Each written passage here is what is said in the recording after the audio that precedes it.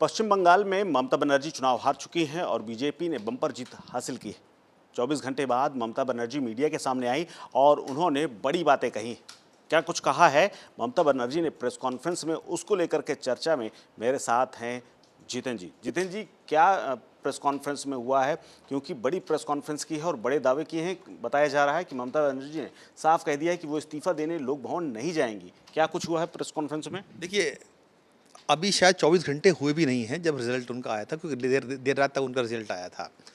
ममता बनर्जी सामने आती हैं और बहुत सारे आरोप लगाती हैं इलेक्शन कमीशन पर। हम चुनाव हारे नहीं हैं, हमें चुनाव हराया गया है। सबसे बड़ा आरोप तो पहले ये लगा दिया कि इलेक्शन कमीशन ने मिलकर उनको चुनाव हराया है। बीजेपी के साथ मिलकर उन्होंने ये पूरी तरीके से एक साजिश रची है। जिस तरीके से वोट काटे गए हैं, 100 सीटों पर उनको हराया गया, ये ममता दीदी ने कल ही बोल दिया था। आज वो प्रेस कॉन्फ्रेंस करती हैं, शुभेंदु अधिकारी उनके साथ होते हैं, उनके वरिष्ठ मंत्री उनके साथ होते हैं, मीडिया के सामने आते हैं, वो बातें रखते हैं अपनी। और सबसे बड़ी बात कुलदीप, उसमें ममता बनर्जी ने ये बात बोली है कि वो इस्तीफा देने नहीं जाएंगी राजभवन। ऐसे में क्या होगा अगर ममता बनर्जी इस्तीफा नहीं देंगे, क्योंकि मुख्यमंत्री हैं, तो ऐसे में क्या होगा उसका भी मैं आपको बता दूं कि ये सिर्फ एक ड्रामा है और कुछ नहीं है इसके अलावा। चूँकि देखिए, जो इनकी विधानसभा का जो टेन्योर था वो ख़त्म हो चुका है। अब राज्यपाल ये भले इस्तीफा दे ना दे, राज्यपाल के पास ही उनका अधिकार होता है, प्रेरोगेटिव उनका है, क्योंकि जो पिछली सरकार थी उसका कार्यकाल पूरा हो चुका है, इलेक्शन हो चुके हैं, बीजेपी का मेजोरिटी है। वो इस्तीफा नहीं देंगी तो राष्ट्रपति को वो एक लेटर लिखेंगे, राष्ट्रपति उनको अपना बर्खास्त कर देंगी और इसमें कुछ बचेगा नहीं। सिर्फ और सिर्फ ये एक ब्लेम गेम इस वक्त प्ले किया जा रहा है ममता दी की तरफ से। चूँकि कहते हैं ना कि जब जिसकी हार होती है तो उसका हार पचा पाना बड़ा मुश्किल होता है, और जिसने 15 साल तक सत्ता में राज किया हो, अचानक से पूरी सत्ता उनकी ज़मीन के पैरों के तले निकल जाए तो कहीं ना कहीं हजम करना बड़ा मुश्किल होता है। और यही कारण है कि ममता बनर्जी, जो सब जानते हैं कि किस तरीके से आंदोलन करते करते करते यहाँ सत्ता के शिखर तक पहुँची हैं वो, और अभी भी वो उसी मोड में नज़र आ रही हैं जो हमने देखा था कि सड़कों पर किस तरीके से निकलती थी। ये बताइए कि क्या ये उनकी पर्सनल हार की वजह से इतनी बौखलाहट है या पार्टी की हार की वजह से बौखलाहट है? क्योंकि वो कह रही हैं कि मेरे साथ मारपीट की गई, जो केंद्रीय बल हैं उन्होंने मारपीट की है, मेरे साथ लात मारी गई, मेरे पेट और पीठ में वार किया गया है। ये आरोप तो लगाने में किसी का कुछ जाता नहीं है। देखिए, आपको अगर ऐसा कुछ एक मुख्यमंत्री रही है बड़ी, अगर कुछ ऐसी बात कह रही हैं तो उसमें तो वजन होगा। आपको लगता है कि इतना सुरक्षा, जहाँ की ये बात कर रही हैं, कितना सुरक्षाकर्मी वहाँ पर रहे होंगे? चाहे वो इनकी बंगाल पुलिस हो, उसके बाद सेंट्रल फोर्सेस वहाँ पर थी, इनके कार्यकर्ता वहाँ पर थे।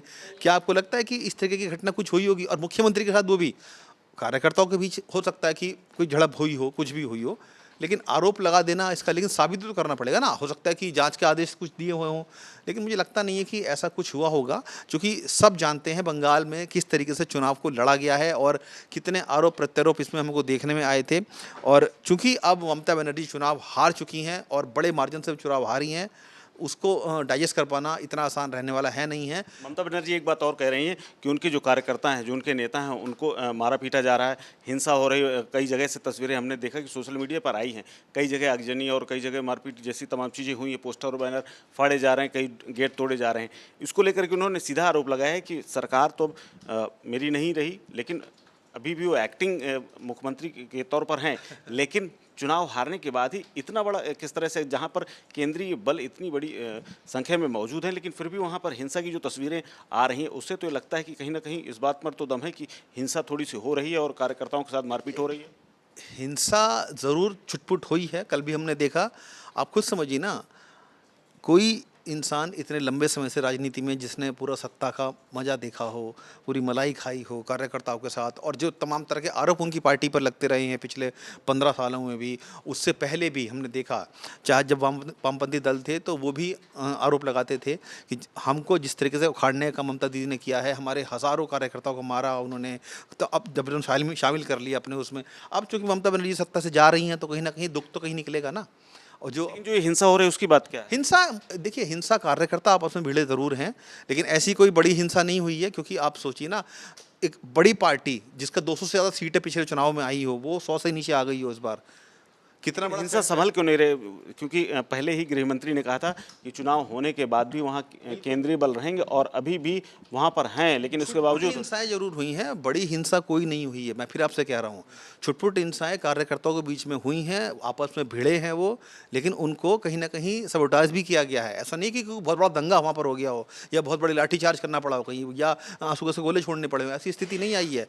जो कि गुस्सा होता है कार्यकर्ताओं में, हार बर्दाश्त नहीं हो रही है, यही कारण है। क्योंकि बीजेपी, देखिए बीजेपी ने बहुत संघर्ष वहाँ पे किया है, बीजेपी भी ये सब चीज़ें झेल कर आगे बढ़ी है। अब चूंकि बीजेपी सत्ता में आई है तो कहीं ना कहीं उनको एक पावर मिली है, तो तो वो क्या भी बदला लिया जा रहा है? बदले ये तो देखिए बदले की मैं आपको क्योंकि बात तो वही हो रही है ना कि अगर टीएमसी वालों ने किया और आप भी वही कर रहे हैं, तो फिर उसके बाद आप में बदला क्या है? चुनाव हारने के बाद अगर टीएमसी हार गई, उसके बाद आप जीते हैं, फिर भी कार्यकर्ताओं का ना जोश एक अलग लेवल पर चला जाता है जब वो जीत का स्वाद चखते हैं। इतने संघर्ष के बाद कितने कार्यकर्ताओं की हत्याएं हुई हैं बीजेपी के वहाँ पर, आपको याद होगा, बीजेपी ने खुद बोला है। लेकिन आप कल नरेंद्र मोदी जो प्रधानमंत्री हैं देश के, उनका भाषण सुनिए, उन्होंने क्या बोला? हम बंगाल में बदला लेने नहीं जा रहे हैं, बदलाव करने जा रहे हैं। उन्होंने संदेश दे दिया है कि हम बदले की राजनीति नहीं करेंगे, बदलाव की राजनीति करेंगे। अच्छा, आप ये बताइए कि बीजेपी आ गई है, अब क्या लगता है आपको? टीएमसी चली गई है, बीजेपी आ गई, क्या क्या बदलेगा बंगाल में?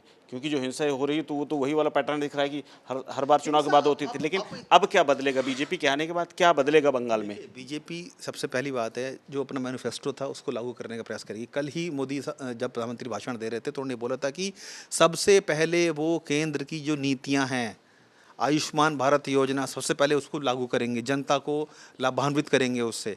क्योंकि जो ममता बनर्जी ने पश्चिम बंगाल में जो सेंटर की स्कीम्स हैं उनको लागू नहीं किया था।